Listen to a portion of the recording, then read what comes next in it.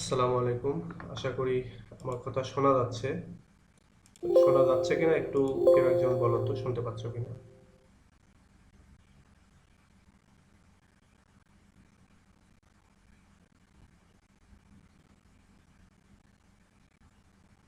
আচ্ছা, কেউ একজন বলো তো আমার কথা শুনতে পাচ্ছ কিনা? আচ্ছা, জি ভাইয়া, আকিব, হ্যাঁ, তুমি বলছো শোনা যাচ্ছে।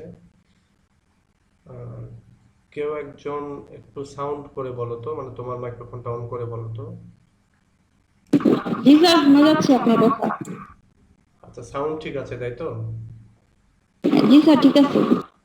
আচ্ছা, ওকে, থ্যাংক ইউ। আমি তাহলে আজকে আমাদের যে ক্লাস সেটা শুরু করি। আচ্ছা দেখো, আমরা গতদিনে শেষ করেছি একটা পিরিয়ড, সেটা হচ্ছে ওল্ড ইংলিশ এর অন্তর্গত। সেটা হচ্ছে অ্যাংলো স্যাক্সন লিটারেচার, যেটা অ্যাংলো স্যাক্সন পিরিয়ড সেটা। তবে আজকে এই ওল্ড ইংলিশের ভেতরেই আমরা আরো একটা, মানে ওল্ড ইংলিশের মতোই এর ফিচারগুলি, বাট ওল্ড ইংলিশের যে যুগ 450 থেকে 1066, এর বাহিরের আরেকটা এজ, সেটা হচ্ছে 1066 থেকে 1350। এই যে এখানে অ্যাংলো স্যাক্সন পিরিয়ডের মতোই অনেকটা এটার তোমার বৈশিষ্ট্যগুলি, ফিচারগুলি, আহ, সেটাকে বলা হচ্ছে অ্যাংলো নরম্যান পিরিয়ড বা অ্যাংলো নরম্যান এজ, বা আরো যদি ইয়ে করে বলা হয় তাহলে নরম্যান এজ। তো এইটার সম্পর্কে আমরা জানবো, এটার সামারি সম্পর্কে জানবো। এটা অত গুরুত্বপূর্ণ কোনো পিরিয়ড না, কিন্তু এটা আমরা একটু জানার চেষ্টা করবো তারপরেও। সো এটা এটা এখান থেকে তোমাদের যে পার্ট বি এর যে কোশ্চেন গুলো আসে, শর্ট কোশ্চেন, সেটা থেকে আসতে পারে। এখান থেকে ওরকমের বড় কোনো ব্রড কোশ্চেন আসে না। তো তারপরে আমরা এখন এটা সম্পর্কে জানবো। দেখো, এটার ব্যাপ্তিকাল হচ্ছে, দেখো মিডল ইংলিশটা কিন্তু 1066 থেকে 1500 পর্যন্ত, কিন্তু এই অ্যাংলো নরম্যান পিরিয়ড যেটা, সেটা কিন্তু আবার 1066 থেকে 1350, মানে মিডল ইংলিশের ভেতরেই আছে এই অ্যাংলো নরম্যান পিরিয়ডটা। তো আমরা এইটা এবার পড়ার চেষ্টা করব। দেখো, আমি এখানে তোমাদের সামারি দিয়ে দিয়েছি অ্যাংলো নরম্যান পিরিয়ডের, বা নরম্যান যে পিরিয়ড সেটার। তো এটা নিয়ে আমরা একটু পড়ি, দেখি, চলো দেখি এখানে কি আছে।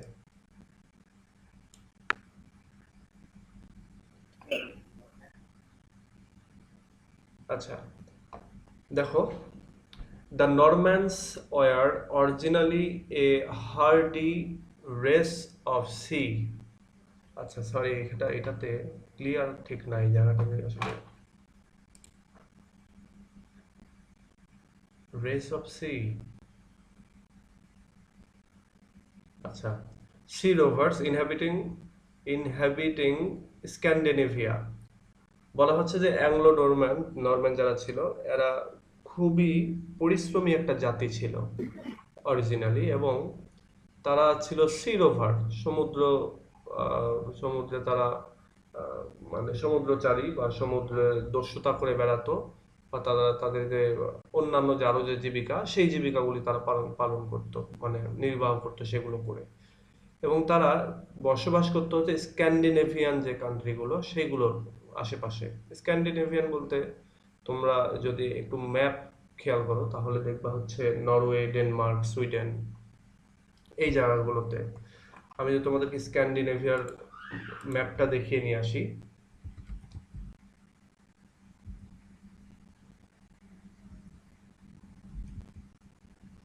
স্ক্যান্ডিনেভিয়ান কান্ট্রিজ, তাহলে তোমরা এখানে পাবা, ম্যাপে দেখাই,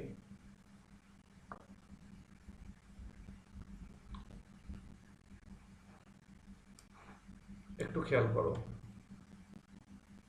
এই যে এইগুলো হচ্ছে স্ক্যান্ডিনেভিয়ান কান্ট্রি, এই সুইডেন, নরওয়ে, ডেনমার্ক, হুম, নেদারল্যান্ড, এগুলো হচ্ছে স্ক্যান্ডিনেভিয়ান, বেলজিয়াম, বা এই অঞ্চলটা হচ্ছে স্ক্যান্ডিনেভিয়ান কান্ট্রি। তো আমরা এই অংশটার কথা বলছি যে অ্যাংলো নরম্যানরা মূলত এই অংশের লোক ছিল। আমি যদি আরেকটু স্পেসিফিক করি, তাহলে দেখো এখানে বলেই দিচ্ছে যে Scandinavian can refer to Denmark, Norway, Sweden, sometimes more narrowly to the Scandinavian peninsula,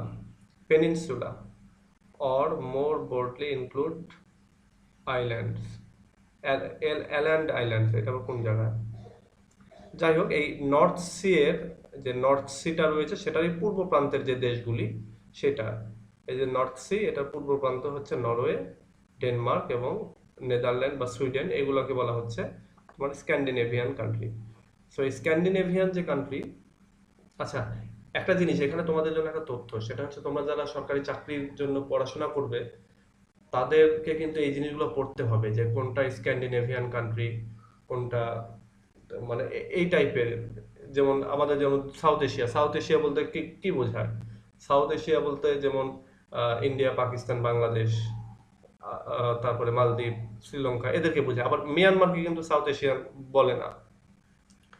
আবার ওইদিকে যেমন আফগানিস্তানকেও সাউথ এশিয়ার ভিতরে ধরে। ঠিক তেমনি দেখো এখানে ওই স্ক্যান্ডিনেভিয়ান বলতে বোঝানো হচ্ছে এই জায়গাগুলো। আবার তোমাদেরকে আবার এটাও পড়তে হবে ক্যারিবিয়ান দেশ কোনগুলি, তখন ওই যে ওয়েস্ট ইন্ডিজ এর অন্তর্গত যেগুলো যে দেশগুলো আছে সেগুলোকে বলা হচ্ছে ক্যারিবীয় দেশ। সো এই জিনিসগুলোকে মাথায় রাখতে হবে, আর এই জন্যই এই স্ক্যান্ডিনেভিয়ানটা আমি ম্যাপে দেখানোর চেষ্টা করলাম যাতে করে তোমাদের একটু সুবিধা হয়। আচ্ছা, in the 10th century they conquered a part of northern France which is still called Normandy and rapidly adopted French civilization and the French language. বলা হচ্ছে 10ম সেঞ্চুরিতে, অর্থাৎ 901 থেকে 1000 সাল, যেটা সেই সেই শতাব্দীতে সেই শতাব্দীতে তোমার তারা, অর্থাৎ এই নরমানরা যারা স্ক্যান্ডিনেভিয়াতে বসবাস করত, তারা কি করলো, ফ্রান্সের একটা অংশ দখল করে দিল। ফ্রান্সের কোন অংশ? নর্দার্ন অংশ। আমি যদি তোমাদেরকে ম্যাপে দেখিয়ে দেই তাহলে এইটা হচ্ছে ফ্রান্স। এই ফ্রান্সের নর্দার্ন, অর্থাৎ এই উপরের এই অংশটা তারা দখল করে নিল, অর্থাৎ প্যারিসের আশেপাশে এইদিকে। এদিক থেকে এই যে নরওয়ে, ডেনমার্ক, সুইডেন, এরা এদিক দিয়ে নর্থ সি এদিক দিয়ে এসে ফ্রান্সের উত্তর অংশটা দখল করে নিল তারা। Which is still called Normandy, যাদেরকে এখনো বলা হয় নরম্যান্ডি, অর্থাৎ ওই নরওয়ের এদিক থেকে এসেছে যার জন্য হয়তোবা তাদেরকে নরম্যান্ডি বলা হয়। অ্যান্ড র্যাপিডলি অ্যাডপ্টেড, এবং তারা খুব দ্রুত মানিয়ে নেয় কিসের সঙ্গে? ফ্রান্সের যে সভ্যতা, ফ্রেঞ্চ সিভিলাইজেশন, সেটার সঙ্গে, এবং একই সঙ্গে ফ্রান্সের যে ভাষা, সে ভাষাটাও তারা শিখে নেয়।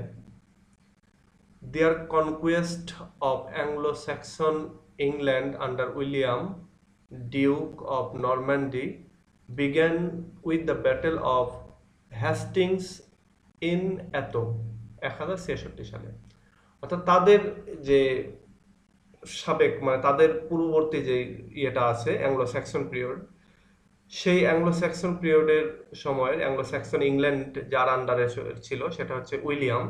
সে উইলিয়াম মূলত একজন ডিউক অফ নরম্যান্ডি, অর্থাৎ এই নরম্যান্ডি এলাকার, অর্থাৎ ফ্রান্সের উত্তরাঞ্চলের একজন ডিউক। সে বলতে পারবো সে মেয়র বা এরকম কিছু একটা। সো এই ডিউক সে কি করলো? Began with the battle of Hastings 1066 সালের দিকে সে এই অ্যাংলো স্যাক্সনদের মানে সাথে তাদের একটা যুদ্ধ বেঁধে গেল। তো বলা হচ্ছে their conquest of Anglo Saxons England under উইলিয়ামের আন্ডারে অ্যাংলো স্যাক্সনদের সাথে, এই উইলিয়াম আবার ডিউক অফ নরম্যান্ডি ছিল। তারা কি করলো? শুরু করে দিল একটা ব্যাটেল অফ হ্যাস্টিংস নামে, অর্থাৎ হ্যাস্টিং এর কোনো একটা জায়গা বা কোনো একটা ইয়ের নাম অনুসারে এই যুদ্ধের নামকরণ করা হয়। সেই যুদ্ধটা তারা শুরু করে দিল 1066 খ্রিস্টাব্দে। The literature which they brought to England is remarkable for its bright, romantic tales of love and adventure, in marked contrast with the strength and somberness of Anglo-Saxon poetry. বলা হচ্ছে যে তারা তাদের সাথে, অর্থাৎ তারা যখন নরওয়ে বা সুইডেন বা ডেনমার্ক এদিক থেকে তারা যখন আসলো ফ্রান্সে, ফ্রান্সে আসার পরে তারা ইংল্যান্ডের ওই সময়ের যে অ্যাংলো স্যাক্সন যে পিরিয়ডের যে লোকগুলি ছিল তাদের সাথে যুদ্ধ করলো। এবং যুদ্ধের ওই সময়টাতে তারা যখন স্ক্যান্ডিনেভিয়া থেকে এদিকে আসলো, তখন তারা তাদের সঙ্গে লিটারেচার নিয়ে আসলো, মানে তাদের সাহিত্য সংস্কৃতি এটা নিয়ে আসলো। সো সেটা নিয়ে আসার পরে যেটা ঘটলো যে তারা ইংল্যান্ডে একটা রিমার্কেবল একটা প্লেস তৈরি করে ফেললো তাদের যে মানে সাহিত্য, সেই সাহিত্যটা। তো এখানে কি বলছে, the literature which they bought to England, যারা যে লিটারেচারটা তারা ইংল্যান্ডে নিয়ে আসলো ইজ রিমার্কেবল, সেটা খুবই উল্লেখযোগ্য। ফর ইটস ব্রাইট, এর খুবই উজ্জ্বল রোমান্টিক যে গল্পগুলি রয়েছে, ভালোবাসার যে গল্প, সেগুলোর জন্য এটা খুবই রিমার্কেবল হলো। এবং অ্যাডভেঞ্চারাস যে স্টোরিগুলো বা অ্যাডভেঞ্চার, সেটার জন্য এটা খুবই রিমার্কেবল বা উল্লেখযোগ্য হয়ে উঠলো। আচ্ছা আকাই, তুমি তোমার মাইকটা অফ করো। আকাই, তুমি তোমার মাইক্রোফোনটা অফ করো। হ্যাঁ, থ্যাংক ইউ। জি স্যার, 25 স্যার, আমি খেয়াল করিনি। আচ্ছা, thank you.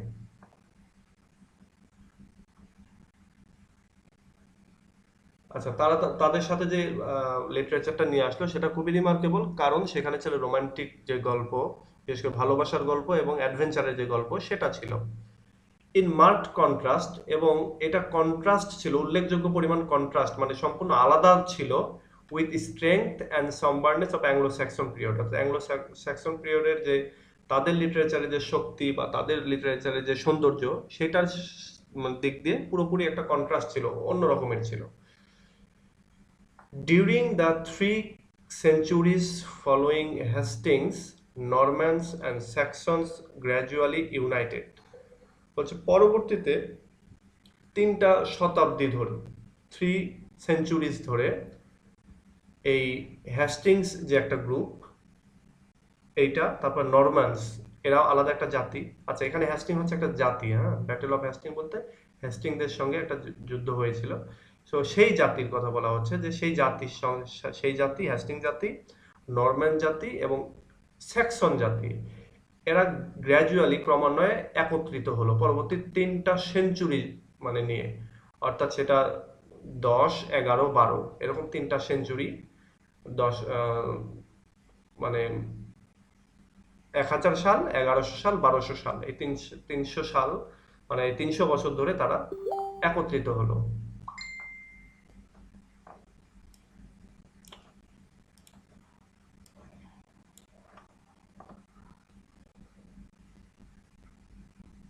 The Anglo-Saxon speech simplified itself by dropping most of its Teutonic inflections, absorbed eventually a large part of the French vocabulary and became our English literature.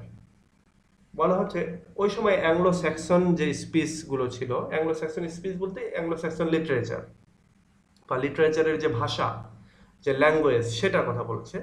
যে Anglo Saxon স্পিচটা কি হলো এই সময় simplified হয়ে গেল by, মানে এটা নিজে নিজে সিম্পলিফাইড হয়ে গেল by dropping most of its Teutonic inflection. তাদের যে টিউটনিক যুগের টিউটনিক যে ইনফ্লেকশন বা যে প্রভাব প্রতিপত্তি যেটা ছিল ভাষাগত দিক থেকে বা লিটারেচারের সাবজেক্টের দিক থেকে, সেটা এখন একটু সিম্পল হলো, একটু সাধারণত্বের দিকে চলে আসলো।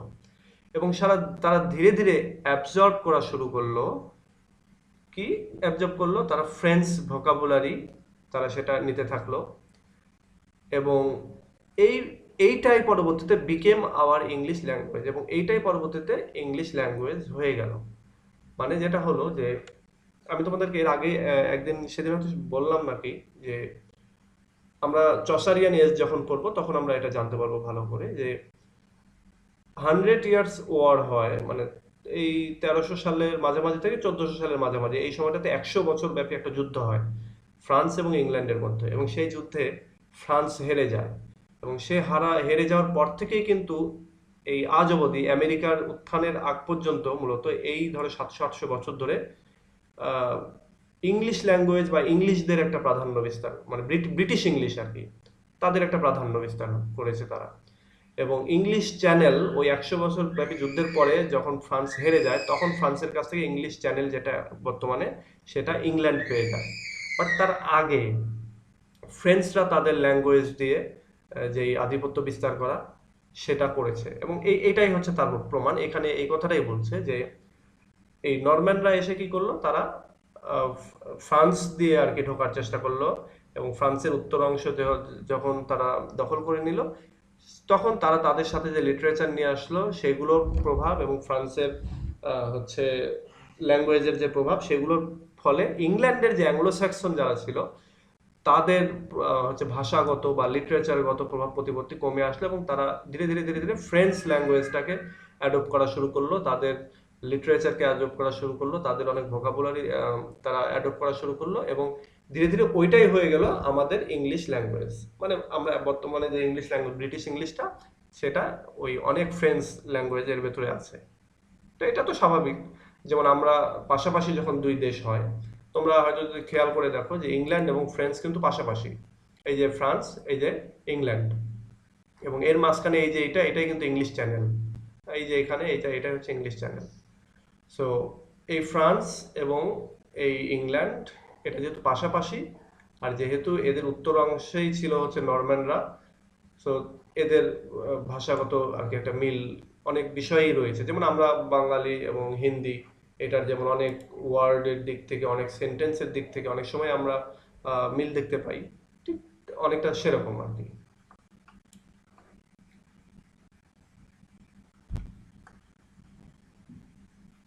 আচ্ছা, English literature is also a combination of French and Saxon elements. বলা হচ্ছে ইংলিশ লিটারেচারটা তখন থেকে যেটা শুরু হলো সেটা হচ্ছে একটা কম্বিনেশন ঘটলো, একটা সংমিশ্রণ ঘটলো ফ্রেঞ্চ এবং স্যাক্সন এলিমেন্টের ভেতরে।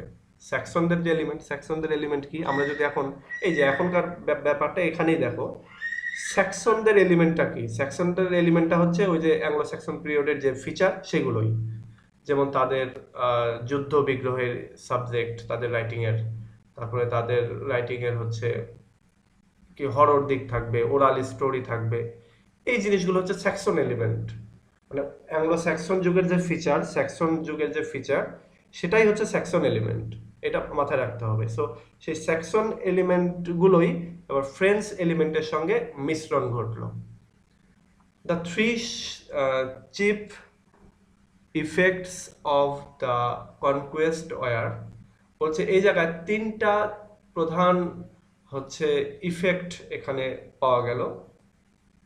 সেটা হচ্ছে the bringing of Roman civilisation to England, এখানে ইংল্যান্ডের রোমান সিভিলাইজেশনটা চলে আসলো।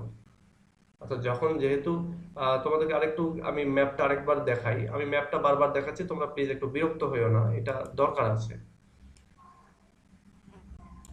তোমরা এখানে যদি খেয়াল করো ইটালির যে জায়গা,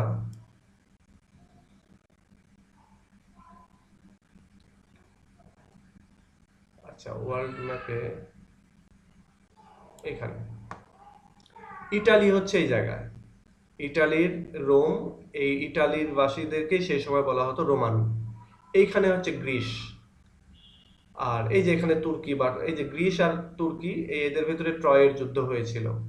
আর এই যে রোমানরা, ইটালির যারা, তারাই ছিল রোমান। এরা যখন এখানে ফ্রেঞ্চ মানে স্যাক্সন, ইংল্যান্ড এবং ফ্রান্স যখন একত্রিত হয়ে গেল এদের লিটারেচার, তখন এখানে ইটালিরও এলিমেন্ট এইখানে ঢুকে গেল। মানে ইটালির লোকজন তো আর বসে নেই, এরাও তো এদিকে গেছে। তো সেই ঘটনাটা ঘটলো আর কি। এখানে বলছে যে এখানে যখন ফ্রেঞ্চ এলিমেন্ট এবং স্যাক্সন এলিমেন্ট এক জায়গায় হলো তখন তিনটা প্রধান ইফেক্ট এখানে ক্রিয়েট হলো। একটা হচ্ছে রোমান সিভিলাইজেশন ইংল্যান্ডে প্রবেশ করলো। 2 নাম্বার হচ্ছে দ্য গ্রোথ অফ ন্যাশনালিটি, মানুষের ভিতরে একটা ন্যাশনালিটির গ্রোথ চলে আসলো। এই strong centralised government instead of the loose union of Saxon tribes, বলা হচ্ছে যে এই সময়টাতে মানুষের ভেতরে একটা ন্যাশনালিটি আসলো, জাতীয়তা বোধ আসলো, এবং তারা একটা সেন্ট্রালাইজ শক্তিশালী সরকার গঠনের প্রয়োজনীয়তা অনুভব করলো, এবং তারা সেটা করলো। এবং স্যাক্সন যুগের যে মানুষরা যে জাতিতে জাতিতে ট্রাইবে ট্রাইবে আলাদা বিভক্ত হয়ে দেশ গঠিত বা ইংল্যান্ডে ছিল, তখন কিন্তু আর এটা করলো না, তখন তারা কি করলো, সবাই মিলে এক জায়গায় হলো, হয়ে তারা একটা ন্যাশনাল, একটা দেশ বা একটা জাতীয় জীবন আর কি তারা তৈরি করার চেষ্টা করলো। 3 নম্বর ইফেক্টটা হচ্ছে the new language and literature which were proclaimed in Chaucer. এই দেখো, এবং তাদের ভেতরে যেটা হলো যে একটা নতুন ভাষার তৈরি হলো এবং একটা নতুন লিটারেচারের আবির্ভাব ঘটলো, এবং যেটা মূলত আমরা পাই চসারের মধ্যে। চসার হচ্ছে জিওফ্রে চসার, একজন কবি। মাথায় রেখো, জিওফ্রে চসার একজন কবি। তার তার এত আধিপত্য যে তার নাম অনুসারেই একটা যুগের নাম হয়ে গেছে। তাহলে বুঝো, তাহলে তিনি কতটা মানে আহ, মানে কি বলে ইনফ্লুয়েন্সার ছিলেন তিনি। তাহলে আমরা এখানে কি দেখতে পেলাম? এখানে দেখতে পেলাম যে যখন ফ্রেঞ্চ এবং স্যাক্সন এলিমেন্টগুলো এক জায়গায় হয়ে গেল, তখন এখানে 3টা ইফেক্ট ক্রিয়েট হলো বা 3টা ঘটনা ঘটলো। একটা হচ্ছে ইংল্যান্ডে রোমান সিভিলাইজেশনও ঢুকে পড়লো। এরপরে ইংল্যান্ডের মানুষদের ভেতরে একটা জাতীয়তাবোধ তৈরি হলো। তারা একটা মানে গোষ্ঠীতে গোষ্ঠীতে ভাগ না থেকে তারা এবার একটা সেন্ট্রালি একটা সরকার গঠন করলো। এবং যেটা ঘটলো যে ল্যাঙ্গুয়েজ এবং লিটারেচার, এই নতুন ধরনের ল্যাঙ্গুয়েজ এন্ড লিটারেচারের আবির্ভাব ঘটলো, এবং যেটা ক্যারি করে নিয়ে গেল, যেটা রিপ্রেজেন্টেটিভ হচ্ছে আমাদের জিওফ্রে চসার। আচ্ছা, এই যে ভিডিওগুলো আমি যেগুলো দিচ্ছি, এগুলো অনেক সময় একবার দেখে বা একবার পড়ে কিন্তু বোঝা যাবে না। এই হচ্ছে হিস্ট্রি অফ ইংলিশ লিটারেচারের ব্যাপারটাই এরকম। কোনো প্রশ্ন তুমি একবারে মুখস্থ করতে পারবা না, কোনো প্রশ্ন তুমি হচ্ছে কোনো লেকচার একবারে বুঝতে পারবা না, এটাকে বারবার বারবার করতে হয়। যেমন আমি আমার একটা টেকনিক বলি। আমি আমার সময় যেটা করেছিলাম, একটা হ্যান্ড নোটের উপরে প্রথমে একদিন আমি রাফ পড়ে যেতাম 2 বা 3 বার, এরপর আমি লিখে রাখতাম 1। এরপরে আমি আরেকবার 2-1 দিন পরে আবার হয়তো পড়তাম, পরে আমি লিখতাম আবার +1। মানে এভাবে 4-5বারের বেলায় গিয়ে যখন মোটামুটি আমার ফ্লুয়েন্সি বা কিছুটা আইডিয়া চলে আসতো, তখন আমি ওটাকে মুখস্থ করতাম। এর আগে কিন্তু মুখস্থ করতাম না। আর মুখস্থ বলতে আমার ফ্রি হ্যান্ড রাইটিং এর এবিলিটি ছিল, সো অত ওইভাবে যে একেবারে লাইন বাই লাইন মুখস্থ করতে হয়েছে তা না। আমরা জাস্ট পয়েন্ট আউট করে পয়েন্টগুলো মনে রাখার চেষ্টা করতাম। যেমন এইখানে এই জিনিসটাতেই এতক্ষণ যেটা পড়লাম, সেটাকে পড়া হিসেবে না নিয়ে তুমি যদি এটাকে স্টোরি হিসেবে চিন্তা করো, যে একটা ইতিহাস, একটা ঘটনা এভাবে যদি চিন্তা করো, যে নরমানরা সাধারণত স্ক্যান্ডিনেভিয়ান ছিল, অর্থাৎ ডেনমার্ক, নরওয়ে এবং সুইডেনের অধিবাসী তারা ছিল। তারা কি করলো, এসে সরাসরি ইংল্যান্ডে না গিয়ে তারা ফ্রান্সের উত্তরাংশ দখল করে নিল, এবং এরপরে তারা সেখান থেকে ফ্রান্সের মানে ইংল্যান্ডের উপরে তারা আধিপত্য বিস্তার করতে থাকলো। তারা কি করলো, অ্যাংলো স্যাক্সনদের সাথে একটা যুদ্ধ করলো, এবং যুদ্ধ করার পর থেকে তাদের একটা প্রাধান্য ইংল্যান্ডের বা অ্যাংলো স্যাক্সনের উপরে পড়তে থাকলো।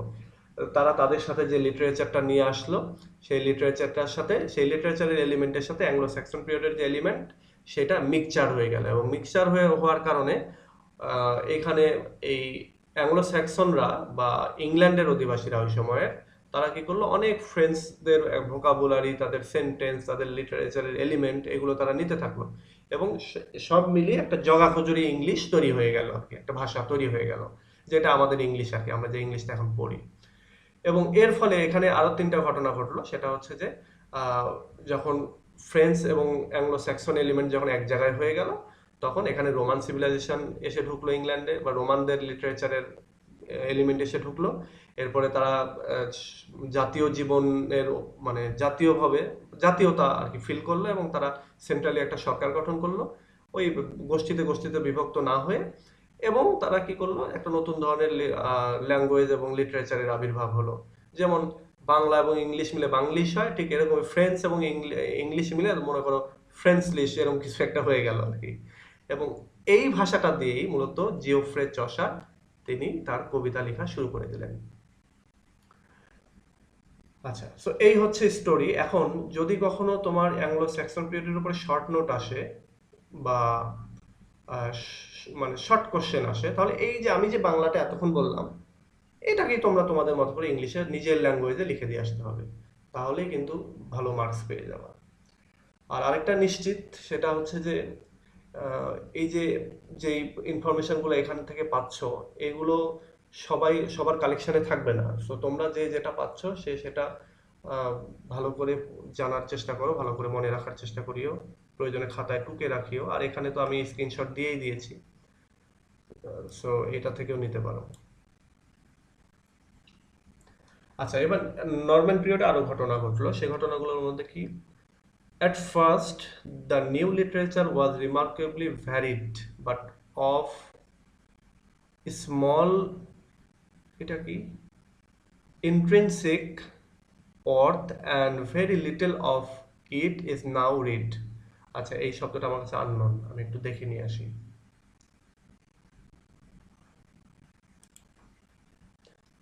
এইভাবেও তোমরাও দেখবা। আভ্যন্তরীণ উচ্চারণ intrinsic, ইন্ট্রিনজিক, এটারই হচ্ছে আভ্যন্তরীণ। এখন আভ্যন্তরীণ বললে যে এখানে আভ্যন্তরীণই হবে তাও না, এখানে সহজাত হতে পারে, নিহিত, অন্তর্নিহিত, অপরিহার্য, এরকম হতে পারে। তো আমরা এখন এখান থেকে দেখব কি হচ্ছে। বলা হচ্ছে যে at first the new literature was remarkably varied. বলা হচ্ছে প্রথম যে বিষয়টা হলো সেটা হলো যে নতুন যে লিটারেচার আসলো সেটার ভিতরে অনেক বৈচিত্র্যতা আসলো, বাট অফ স্মল ইন্ট্রিনসিক অর্থ, কিন্তু এর ভেতরে মানে খুব সামান্য পরিমাণ একটু যোগ্য ছিল। যোগ্য বলতে পড়ার যোগ্য ছিল। বুঝতে পেরেছো? এবার দেখো, এই ইন্ট্রিনসিক বলতে এখানে আহ, বলতে পারো যে অ্যামাউন্ট, পরিমাণ। তো বলো যে এর ভেতরে সামান্য পরিমাণই ছিল অর্থ, অর্থাৎ যোগ্য বা পড়ার যোগ্য।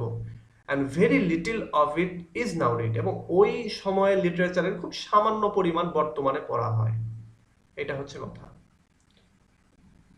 In our study we have noticed, আমরা আমাদের যে গবেষণা, সেই গবেষণায় দেখতে পাই যে Geoffrey's history which is valuable as a source book of literature since it contains the native Celtic legends of Arthur.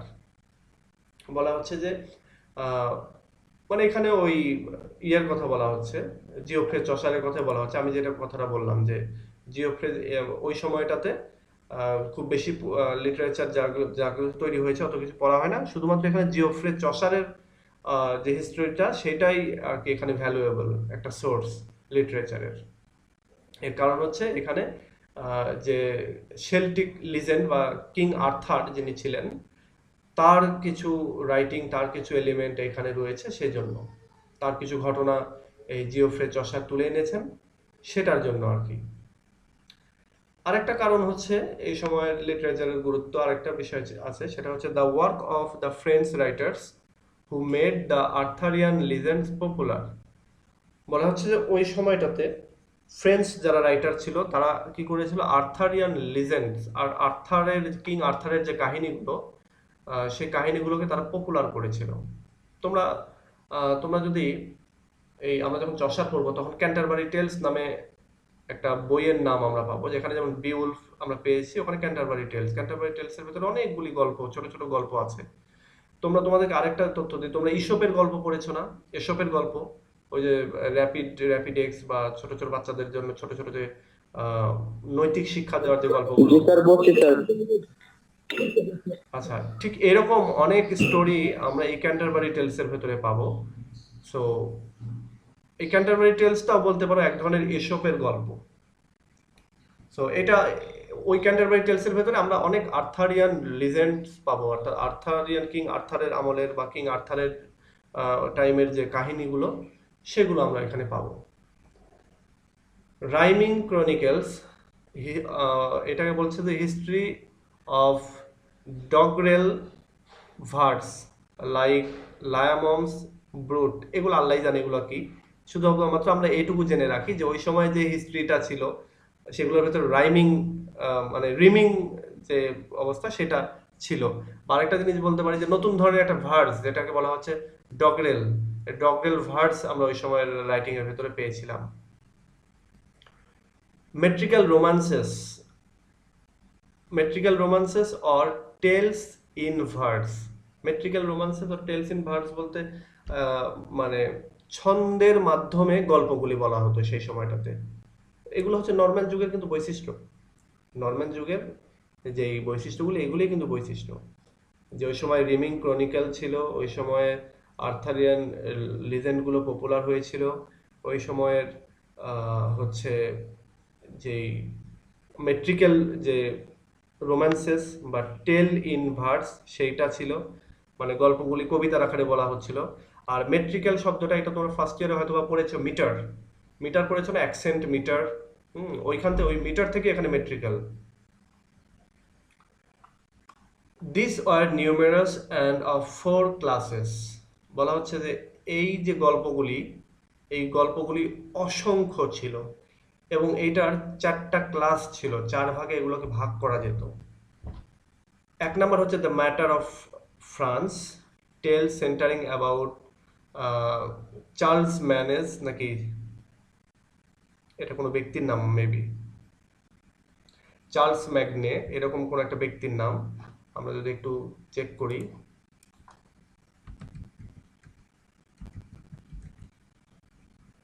আচ্ছা, former king of the Frank, বা ফ্রান্সের হয়তো বা কিং ছিল। আমরা যদি সার্চ দিই, এভাবে সার্চ দিবা তাহলে পেয়ে যাবো প্রত্যেকটা শব্দের প্রত্যেকটা জিনিস। During the early Middle Ages, Charlemagne united the majority of western and central Europe. He was the first recognised emperor to rule from western Europe. আচ্ছা, মানে ইনি একজন কিং ছিলেন এক কথায়।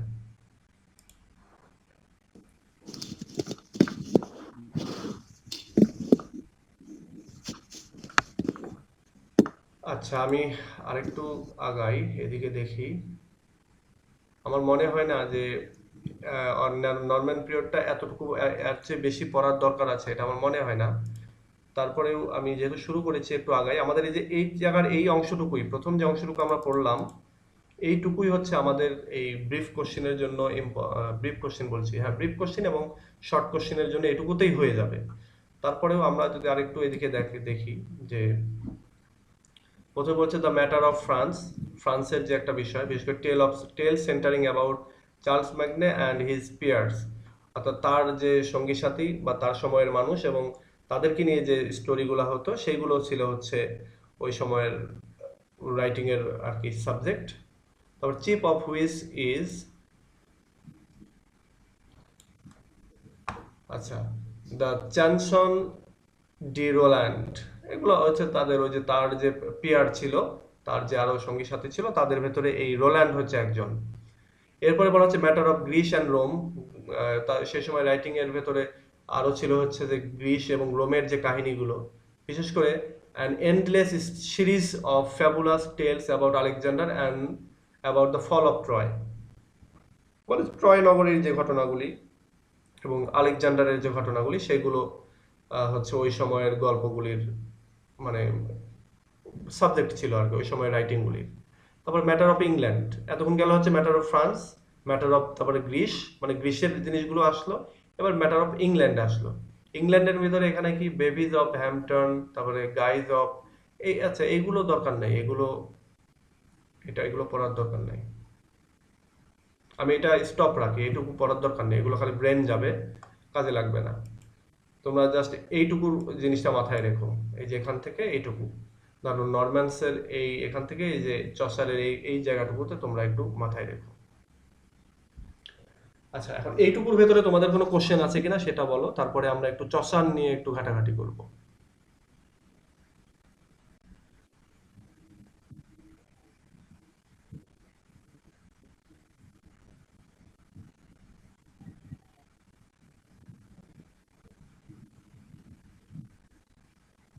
আচ্ছা, ধরে নিচ্ছি এখানের ভেতরে কোনো কোশ্চেন নাই।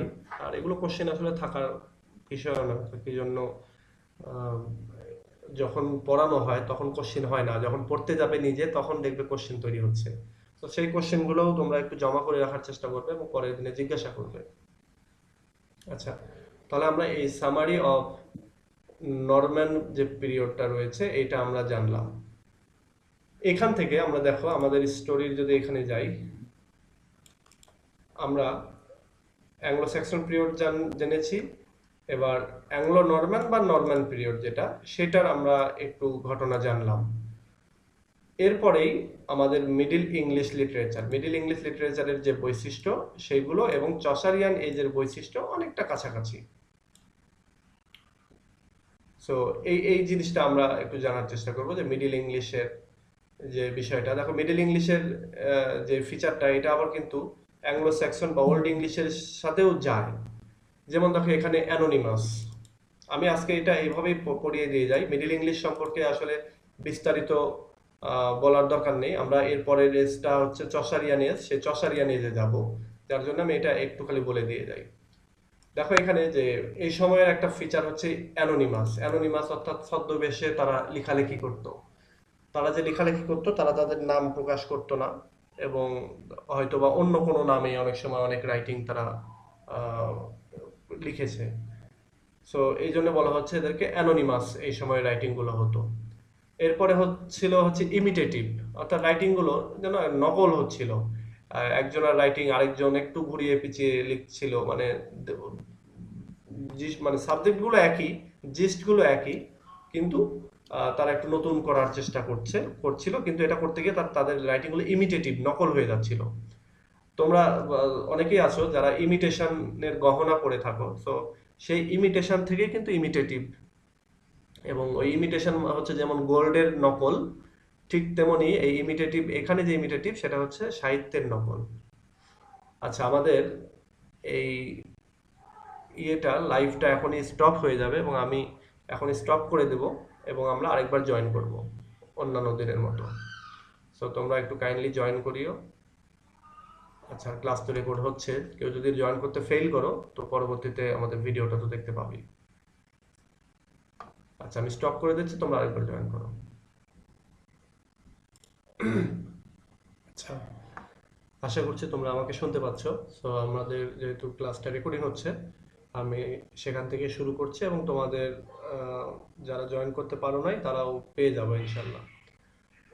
সো দেখো, আমি মিডল ইংলিশ এজ সম্পর্কে একটু ধারণা দেওয়ার চেষ্টা করছিলাম, এবং এইটার 1066 থেকে 1500 শতাব্দী পর্যন্ত, এবং এর ভেতরে এই এজের যে ফিচার, সেই ফিচারগুলি আমরা জানার চেষ্টা করব। আরেকটা জিনিস, আমরা যেটা বলি না যে মধ্যযুগীয় ইংলিশ বা মধ্যযুগীয় বর্বরতা বা মধ্যযুগীয় যে শব্দগুলো আমরা ইউজ করে থাকি, হ্যাঁ, এই জায়গায় আমরা এরকম অনেক কিছু পাবো। যদিও মধ্যযুগীয় বলতে আরো পরের এজকেও বোঝায়, পরের সময়টাকেও বোঝায়, তবে লিটারেচারের যে মধ্যযুগ, মানে মিডিল ইংলিশ এজ বা মিডিল এজ, সেটা হচ্ছে এইটা। সো এখানে আমরা দেখো, এখানে যে এগুলো পাচ্ছি, শুরুতে যেটা বললাম যে অ্যানোনিমাস, ওই সময় রাইটিং গুলো, অনেক রাইটিং ছিল যেগুলো অ্যানোনিমাসলি লেখা হতো। রাইটারের নাম পাওয়া যেত না, বা নাম পাওয়া গেলেও ছদ্মবেশী একটা নাম তারা ইউজ করতো। যেমন তোমরা জানোই যে আমাদের রবীন্দ্রনাথ ঠাকুর, তিনি তার একটা ছদ্মনাম ছিল, সেটা হচ্ছে ভানু সিংহ। সো এরকম আরো অনেকেরই ছদ্মনামে অনেক রাইটারই লিখতেন। হয়তো আর তারা অনেক সময় অনেক স্যাটায়ার বা আইরনিক্যাল বা পলিটিক্সকে হিট করার জন্য অনেক লেখা তারা শব্দ নামে লিখে থাকেন। সো এই সময় অত কিছু না, এই সময় অ্যানোনিমাসলি এরকম লেখা হতো আর কি। ইমিটেটিভ, ওই সময় রাইটিং গুলো অনেকটা মানে আগের যুগের রাইটিং গুলোরই যেন ইমিটেশন, বা পার্শ্ববর্তী কোনো দেশ বা যুগের রাইটিংদেরই যেন ইমিটেশন ছিল। সো এটা একটা ফিচার। এরপরে হচ্ছে রিলিজিয়াস এবং ডিডাকটিক, এই দুটা একই জিনিস। আহ, এই দুটা হচ্ছে যে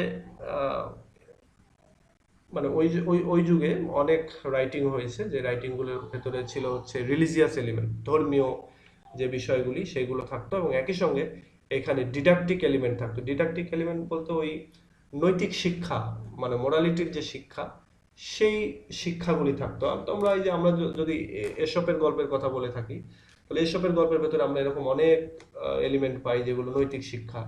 যেমন ওই যে কি বলে, আঙ্গুর ফল টক, তারপরে কাকে মাংস নিয়ে যাচ্ছে, এই সময় শেয়াল আর কি কাকের মুখ থেকে মাংসটা যেভাবে নিয়ে নিচ্ছে, এই যে আর কি যে গল্পগুলো তোমরা ছোটবেলার বা বাচ্চাদের বইতে পড়েছো। তো সেই ধরনের যে সেই রাইটিং গুলোকে বলা হয় ডিডাকটিক রাইটিং। সো এরকম রিলিজিয়াস এবং ডিডাকটিক এলিমেন্ট ছিল ওই সময়ের রাইটিং গুলোর ভেতরে। এরপরে এই যে ওরাল লিটারেচার, ওরাল লিটারেচার যেটা আমাদের এখানেও ছিল, এই যে এটা কি বলছে, অ্যাংলো স্যাক্সন পিরিয়ডেও এই যে ওরাল স্টোরি ছিল, এই যুগে এসেও ওরাল লিটারেচার ছিল, মানে তখনও রাইটিং এর পাশাপাশি ওরাল লিটারেচারটা তখনও ছিল। ওরাল লিটারেচার হচ্ছে মৌখিক, যেমন আমরা আমাদের যদি বাংলা ভাষার কথাই বলি, অনেক অনেক কাহিনী আছে না, যে যেগুলো মৌখিক ভাবে চলে আসছে যুগের পর যুগ। তোমরা হয়তো খেয়াল করবে অনেক আগের অনেক পুঁথি ছিল, যেমন বেহুলা লক্ষিন্দর, তারপরে আরো সব কি সব পুঁথি ছিল। তো এগুলো আহ, যুগের পর যুগ আসতে আসতে একটা সময় গিয়ে এগুলো হয়তো লিখেছেন, কিন্তু অনেক আগে থেকে এটা ওরালি মৌখিক ভাবে এগুলো চলে এসেছে। তো এই ওরাল লিটারেচারটা ওই সময়টাতে ছিল। এরপর ডোমিনিয়ন অফ পোয়েট্রি, অর্থাৎ পোয়েট্রির রাজত্ব ছিল সেই সময়। প্রোজ বা গদ্য ওইগুলো এতটা লেখা হতো না, যা কিছু লেখা হতো পোয়েট্রির ছন্দেই বা পোয়েট্রির আকারেই লেখা হতো, কবিতার জয় জয়কার তখন। এরপর রোম্যান্সেস ছিল, লাভ ভালোবাসা, সেইগুলো আহ, তাদের রাইটিং এর বৈশিষ্ট্য ছিল এরকম। এই যে এখানে আমরা এখানে পাচ্ছি একটা, দেখো এই এই দুইটা পয়েন্ট মোটামুটি বলতে পারো একই, যে রোম্যান্স ছিল এবং সেই রোম্যান্সের ভেতরে কোর্টলি লাভ, অর্থাৎ রাজপ্রাসাদের ভেতরেই যে ভালোবাসা, একজন আরেকজনের সঙ্গে যে প্রেম প্রীতি যেগুলো আর কি, সেগুলো সে সময়ও চলতো। সো এই রোম্যান্স গুলো সেই সময় হতো এবং সেই এইগুলো নিয়েও আর কি কবিতা হয়েছে তখন বা রাইটিং হয়েছে। এরপরে বলছে যে ডেভেলপমেন্ট অফ রাইমড মিটার্স। তো ওই সময়ের যেই রাইটিং গুলো হতো সেগুলোতে মিটার থাকতো, রাইম থাকতো, মানে সেন্টেন্স গুলোর শেষে যায় যে মিলগুলো বা অন্তমিল, এগুলো সব মানে থাকতো সেই সময় রাইটিং এর ভেতরে। তাহলে আমরা এখানে আরেকটা এলিমেন্ট পেলাম যে ওই সময় রাইম বা ভার্স বা মিটার বা অ্যাকসেন্ট এগুলো একটা ডেভেলপমেন্ট হয়েছিল। এরপরে বলা হচ্ছে যে ডেভেলপমেন্ট অফ লিরিক পোয়েট্রি। ওই সময়ের যে কবিতাগুলি, সেই কবিতার মানে এখানে বলাই হচ্ছে ডোমিনিয়ন অফ পোয়েট্রি, মানে কবিতার স্বর্ণ যুগ ছিল সেটা। এবং সেইখানে বলা হচ্ছে যে লিরিক পোয়েট্রির একটা ডেভেলপমেন্ট ঘটেছিল। লিরিক পোয়েট্রি বলতে কি, তোমরা লিরিক বা লিরিক্যাল বা লায়ার এই শব্দটা ফার্স্ট ইয়ারে হয়তো শুনেছো, যে লায়ার হচ্ছে একটা যন্ত্র, যে যন্ত্রের মাধ্যমে কোনো একটা কবিতাকে যদি সুর তোলা যায় তাহলে সেটা হয়ে যেত লিরিক্যাল পোয়েম। মানে এক কথায় আমরা যদি বর্তমান যুগে হারমোনিয়ামকে যদি ধরি, যে যে কোনো কবিতা মানে প্রতিটা গানে কিন্তু একটা কবিতা, আগে শুরুতে কবিতা হয়, তারপরে সেটাতে সুর দিয়ে সেটাকে গান বানানো হয়। তো ওই সময়ের যে কবিতাগুলি সেগুলো ছিল ওইরকম লিরিক্যাল, এবং সেগুলোকে গান বানানো যেত বা সে গান গেয়ে মানে বলা যেত। তো তার জন্য বলা হচ্ছে যে এগুলোর ওই সময়টাতে লিরিক্যাল পোয়েট্রির একটা ডেভেলপমেন্ট ঘটেছিল।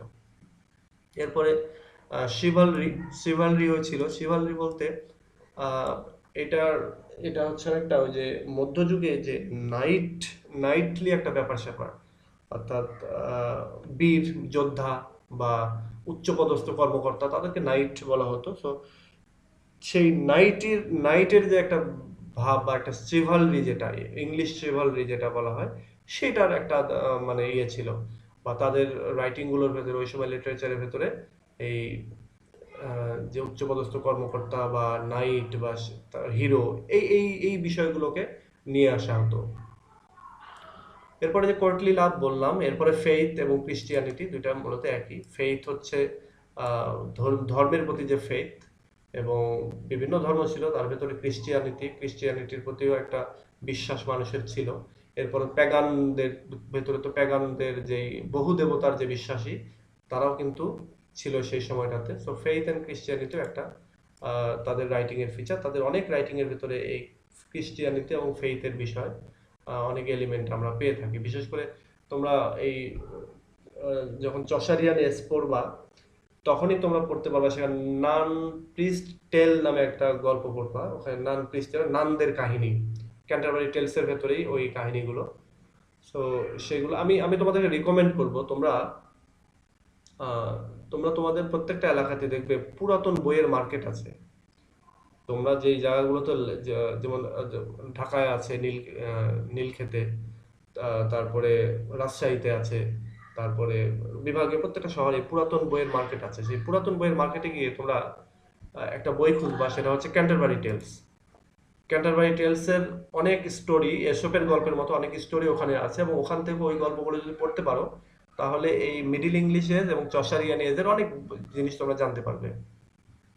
তো তোমরা এই পুরাতন বইগুলো একটু দামে কম হয়, কারণ পেপারগুলো অতটা উন্নত মানের হয় না, কিন্তু এগুলো তোমরা পড়তে পারবা। তোমরা ইংলিশটাই নেওয়ার চেষ্টা করিও, এবং যদি ইংলিশটা কঠিন মনে হয় বাংলাটাও পাবে।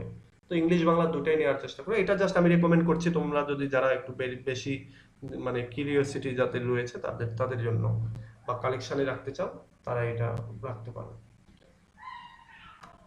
আচ্ছা, সো ওই ক্যান্টারবারি টেলস এর ভেতরে আমরা, ক্যান্টারবারি টেলস এর মেইন ঘটনাটাই হচ্ছে যে একদল লোক তীর্থযাত্রী, তারা তীর্থে যাচ্ছে।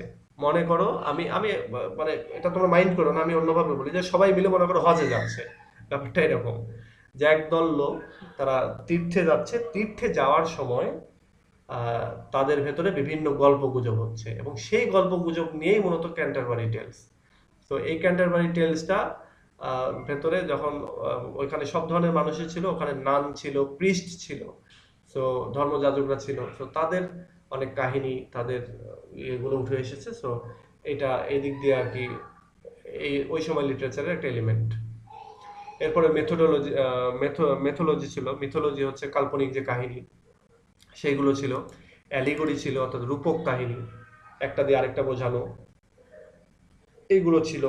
এরপরে পলিটিক্যাল অনেক বিষয়, অনেক ঘটনা সে সময় ছিল, সে সময় রাজা বাচ্চাদের অনেক কাহিনী তাদের লিটারেচারের ভেতরে ছিল।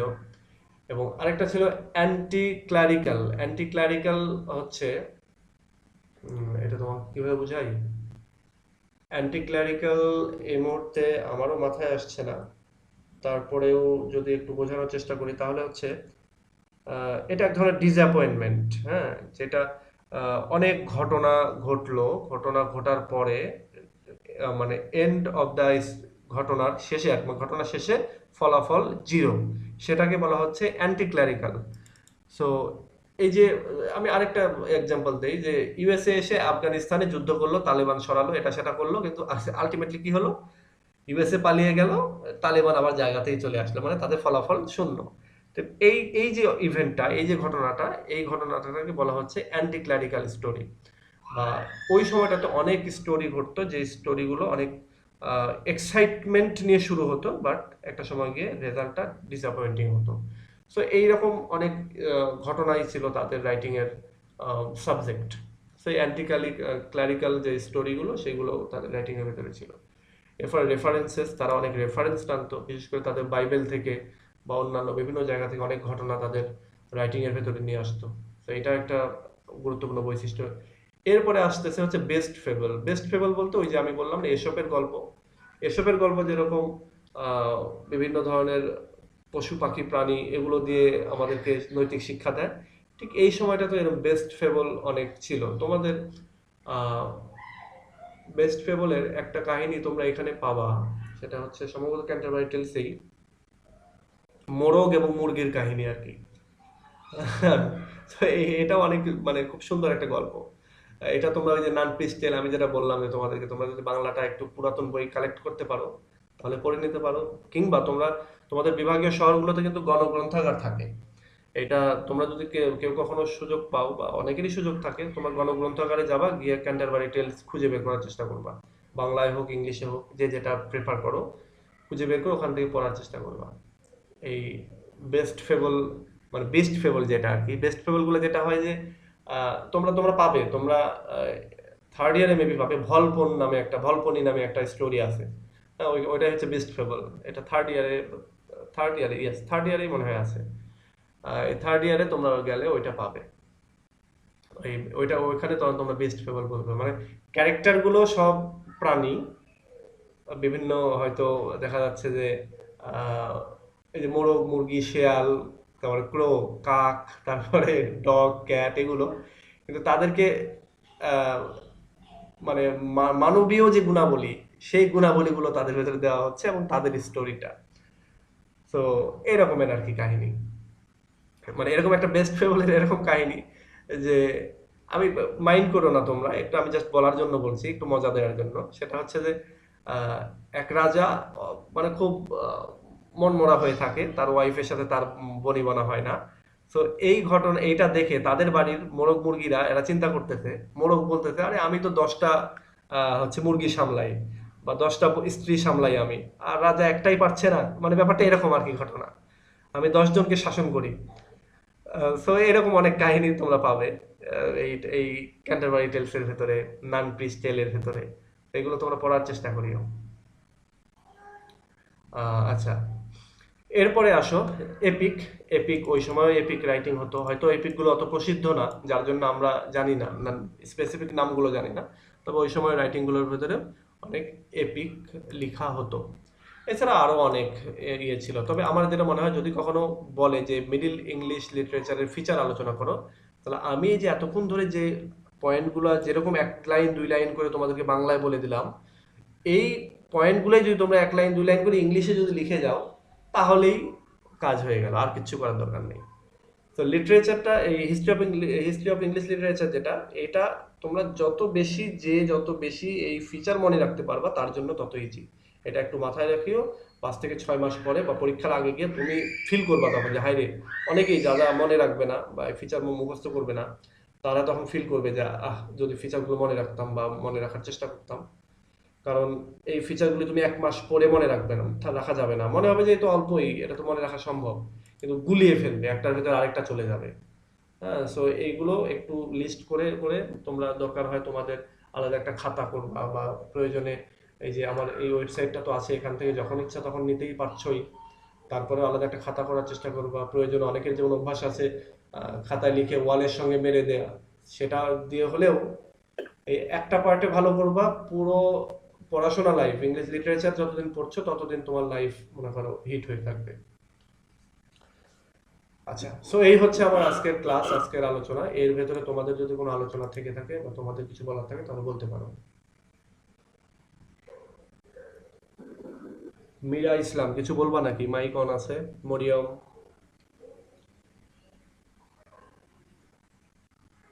স্যার ওই যে শিবিলারি ওইটা আমি কোনটা? শিবিলারি এইটা শিভালরি যেটা? হ্যাঁ হ্যাঁ হ্যাঁ আচ্ছা, এটা আমি তোমাকে দেখিয়ে দিই।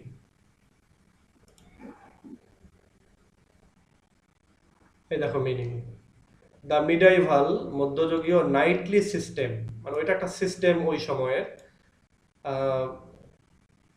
With its religious moral and social code. অর্থাৎ ওই সময়ের একটা শ্রেণী বা একটা শ্রেণী বিভাগ বা সমাজের একটা শ্রেণী যারা রিলিজিয়াস, নৈতিক এবং সোশ্যালি কিছু নিয়ম কানুন মেনে চলতো। মানে আমি যদি আরেকটু স্পেসিফিক করে বলি, আহ, এই যে এখানে আবার বলা আছে নাইট, নোবেলম্যান, হর্সম্যান, এরা ছিল হচ্ছে এই শিভালরির অন্তর্গত, এই ক্লাসের অন্তর্গত। এটা একটা ক্লাস সিস্টেম, এটা একটা ক্লাস।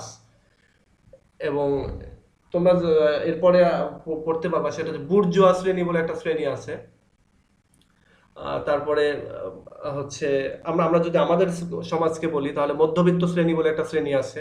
হ্যাঁ, ঠিক এরকম এই এই ক্লাসটা হচ্ছে ওই ওই ধরনের একটা ক্লাস, যারা বেশ কিছু নিয়ম কানুনের ভিত্তিতে চলাফেরা করত।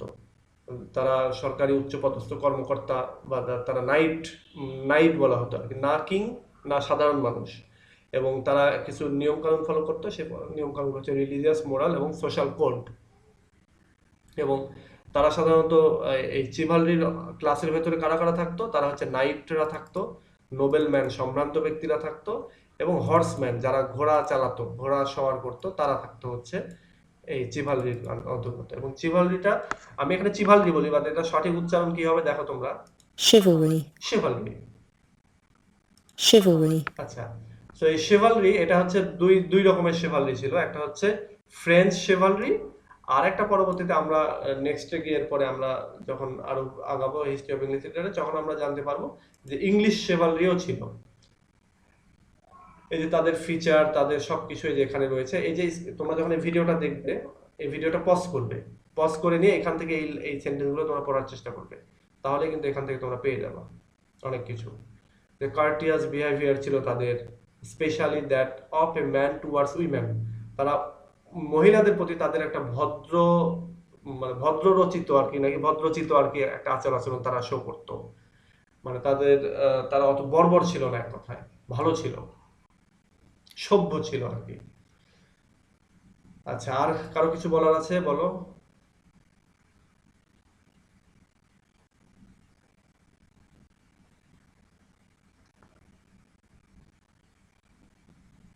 এই যে শেভালরি, এই ওয়ার্ডটা ইউজ হতো যখন, দেখো 1800 সালের দিকে, 1830, 40, 50, এরপরে ধীরে ধীরে ধীরে কমতে কমতে 1900 সাল এদিকে এসে কমে গেছে আর কি, 2019।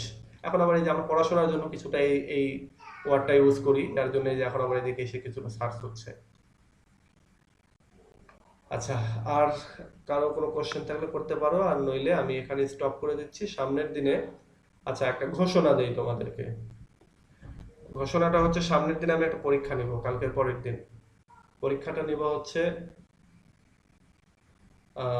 কিছু শর্ট কোশ্চেন বলতে ব্রিফ কোশ্চেন আর কি, যেগুলো 1 মার্কের। যেমন what is the duration of Anglo Saxon period, what is the duration of Norman period, what is the duration of Middle ইংলিশেস।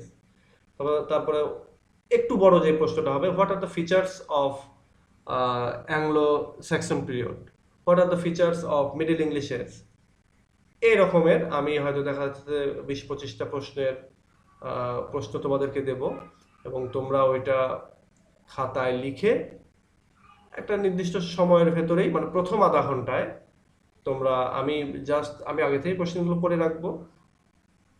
Just 9টায় আমি ওইটা 9টায়, বা যদি যেমন আজকে কারেন্ট ছিল না, এই জন্য কিন্তু আমি বলেছি 9:30টায় নিব। আজকে 8:45 পর্যন্ত কারেন্ট ছিল না আমার এখানে, সন্ধ্যা থেকে। তো আলহামদুলিল্লাহ যে 9:30টায় আমরা নিতে পেরেছি বা শুরু করতে পেরেছি। আমি মোবাইল থেকে দিয়েছিলাম যে আমি 9:30টায় নেব। তো সামনের দিনে আমরা 9টাতেই আমি প্রশ্নগুলো হয়তো 20টা বা 25টা এটা সাবমিট দিয়ে দেব। তোমরা প্রতিটা প্রশ্নের জন্য হয়তো বা সময় দেবো 1 মিনিট করে। প্রথম আধা ঘন্টায় তোমরা লিখবা তোমাদের খাতায়, লিখে সেই খাতার ছবিটা তুলে আবার আমাকে মানে এই গ্রুপে তুমি পোস্ট দিবা। আমার মেসেঞ্জারে কিন্তু আমাকে পার্সোনালি যে ইনবক্স করবে এটা না, এই গ্রুপে পোস্ট দিবা। এরপর আমি খাতা দেখে তোমাদের তোমরা পড়ছো কিনা বা কেমন হচ্ছে তোমাদের, সেটা আমি একটু ফিল করার চেষ্টা করবো আর কি। আর আমরা যখন সেকেন্ড ইয়ার পরীক্ষা হয়ে যাবে তখন তো আমরা ব্রড কোশ্চেন করবো। আর আরেকটা জিনিস, যার যত খুঁটিনাটি জানা থাকবে এই হিস্ট্রি অফ ইংলিশ লিটারেচার, সে তত বেশি উপকৃত। তো ঠিক আছে, তোমরা এটা কিন্তু মাথায় রেখো যে সামনের দিনে পরীক্ষা। আমি এটা স্ট্যাটাসেও দিয়ে দিচ্ছি, সামনের দিনে আমরা পরীক্ষা নেব। সো ঠিক আছে, আজকে এ পর্যন্তই। আর তোমরা ভালো থেকো, সুস্থ থাকার চেষ্টা করিও। আল্লাহ হাফেজ। আল্লাহ হাফিজ। Hello,